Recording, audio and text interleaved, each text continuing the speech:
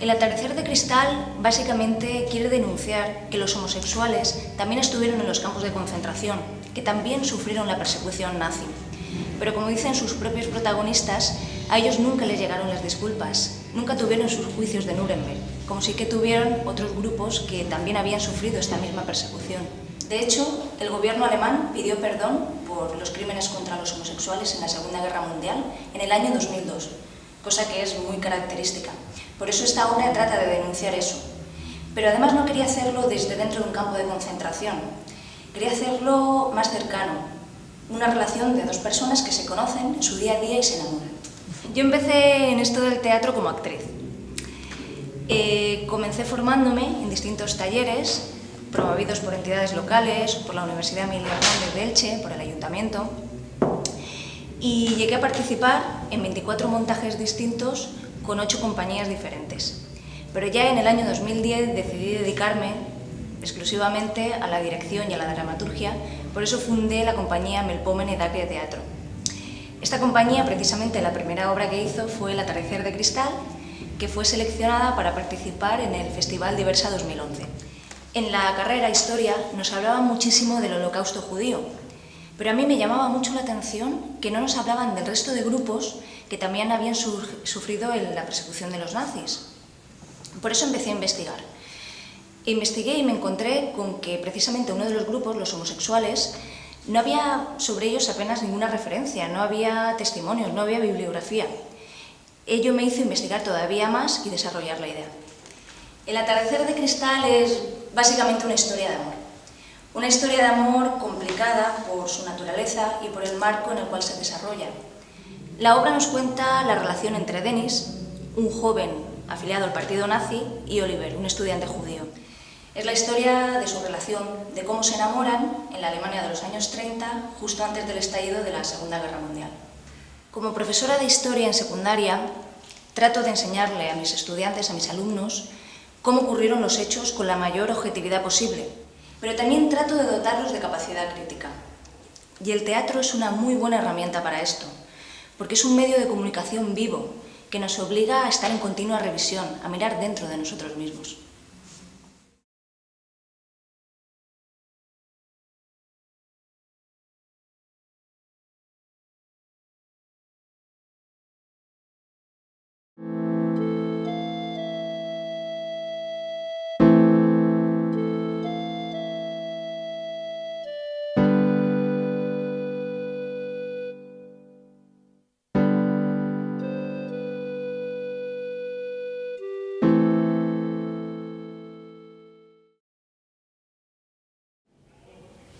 Es inútil que te sigas culpando por ello. Perdona, es la costumbre. Son muchos años arrastrando esta carga. Lo sé. Pero no te preocupes, he aprendido a vivir con ella. Reconozco que hubo un tiempo en que creí que me sería imposible de soportar, pero poco a poco se fue haciendo más llevadero. Eso que dicen que el tiempo lo cura todo, ¿verdad? Esa es una de las grandes mentiras de la historia. Bueno, al menos de mi historia. El tiempo no curó nada. Solo logró que el dolor se diluyera en la sangre, tanto como para formar parte de mi ser, como cualquiera de mis órganos vitales. ¿Pero eso te destrozaría? No creas. En realidad fue lo que me salvó. Sabiendo que no podía arrancarme el dolor, como tampoco podía arrancarme el corazón, no tuve más remedio que aprender a convivir diariamente con él. Entonces no tuviste una buena vida. Pero tampoco tenía derecho a rechazarla, no después de lo que hiciste. Eso carece de importancia ya. No debió ser tu sangre la que tiñera de rojo la calle aquel atardecer. No debió ser mi sangre, pero no podía permitir que fuera la tuya. De haber sabido que mi salvación pasaba por tu muerte, te aseguro que nunca habría abandonado Berlín. Por eso mismo no te dije nada cuando te arrastré hasta la estación. Sé que nunca hubieras cogido aquel tren. ¿Y de qué me sirvió sobrevivir? Lo que vino después tampoco fue mejor. Lo sé. Perdóname. Fue mi pequeña victoria. Nuestra victoria ante todo aquel horror. Tú y tus victorias. Nunca te conformaste con el segundo puesto. No me educaron para ello. La palabra fracaso nunca tuvo cabida en el vocabulario de mi familia. Tu familia. Aún recuerdo lo orgulloso que te sentías de pertenecer a ella. Hubo un tiempo en que realmente lo estuve. Pensaba que portar aquel apellido era un regalo divino, por lo que me esforcé al límite para no deshonrarlo. Hice todo cuanto me pidieron. Incluso afiliarte al partido nazi.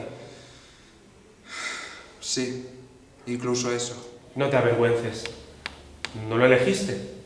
Años 30, alemán de familia renombrada, conservadora, de larga tradición militar.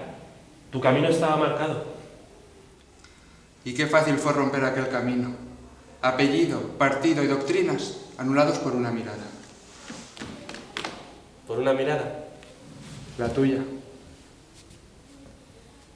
La que me lanzaste con total indiferencia en el día en el que nos conocimos para hacer aquel insufrible trabajo de investigación. Vale. Admito que no fui muy amable contigo al principio, pero entiéndeme, el ambiente estaba ya muy enrarecido por aquella época. En el fondo no era más que una forma de protegerme.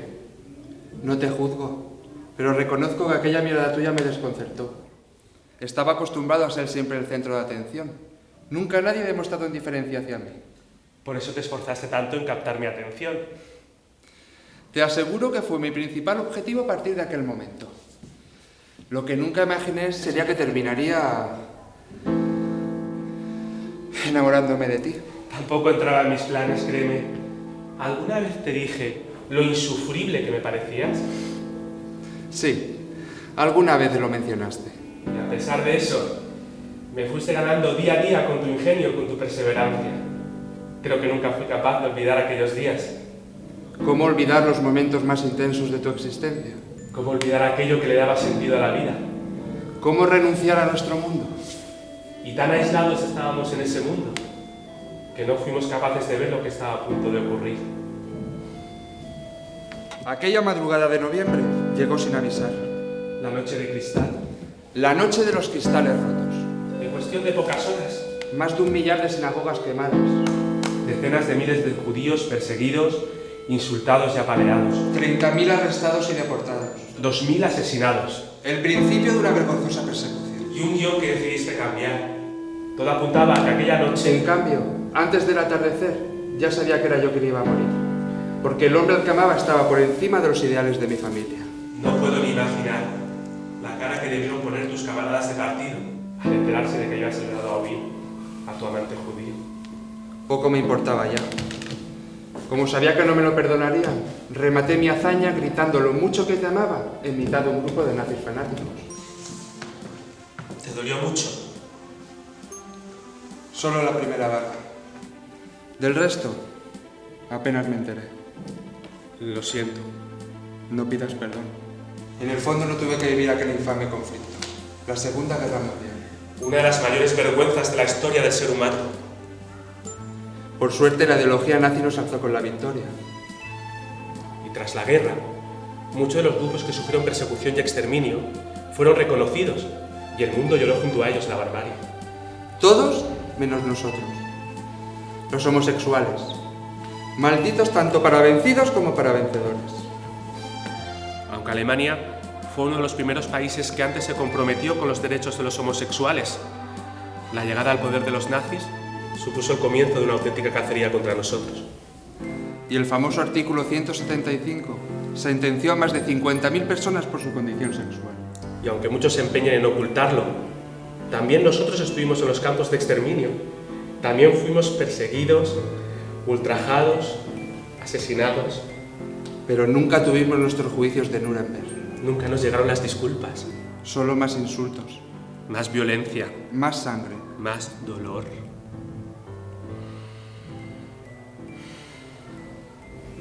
Oliver, ¿sabes una cosa?